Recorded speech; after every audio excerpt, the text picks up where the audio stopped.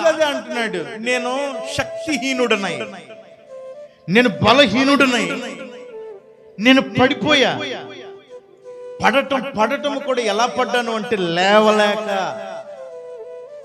నేను ఎలా పడిపోయాను అంటే లేవలేక. అక్కడ అంటున్నాడు, నా ప్రభు నా చెయ్యి పట్టుకొని ఉన్నాడు కనుక. నా ప్రభు నా చెయ్యి పట్టుకొని ఉన్నాడు గనుక.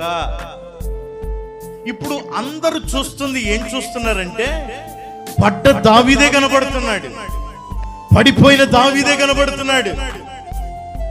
ఆ దావీదుని అందరూ చూసేది ఎలా చూస్తున్నారంటే, ఇంకా వీడి పరిస్థితి అయిపోయిందిరా, ఇక్కడికి లేవలేడురా, అయిపోయింది, ఇది స్టామినా అయిపోయింది.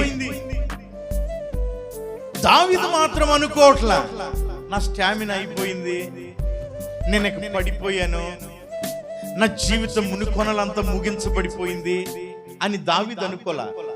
దావీదుని మనం మాట్లాడితే, దావీదు ఎందుకని నువ్వు ఇంకా పడినా సరే అంత అహంభావంగా ఉన్నావంటే, పిచ్చోడా, నా చెయ్యి నా ప్రభు పట్టుకొని ఉన్నాడురా.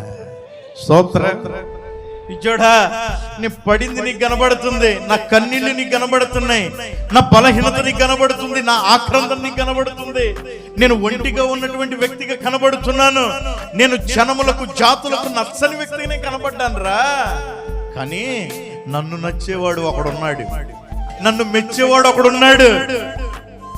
నిన్ను మెచ్చాలి, నిన్ను ఆయన పట్టుకోవాలి, పడినా నీవు లేపబడాలి. స్తోత్రం.